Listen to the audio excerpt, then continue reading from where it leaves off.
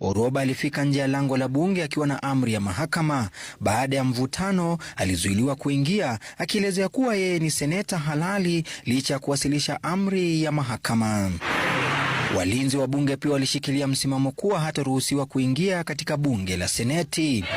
Alipoendelea kusisitiza kuwa na haki ya kuhudhuria vikao hivyo kama seneta, maafisa wa polisi waliliondoa gari lake lililokuwa limeegeshwa nje ya lango la bunge, Oroba akisisitiza kuwa hataliondoa. Hatimaye, alipojaribu kujifungia kwenye lango la bunge, maafisa wa polisi walimwondoa na kumbeba hobela hobela hadi kituo cha polisi cha bunge alikozuiliwa. Chanzo cha masaibu ya Oroba ni uamuzi wa UDA kumvua nafasi ya seneta maalumu mnamo mwezi Mei mwaka 2025 baada ya kuhudhuria hafla ya kurejea nyumbani kwa waziri wa zamani Fred Matiang'i, na kisha UDA ilimchagua Consolata Nabwire kuchukua nafasi hiyo.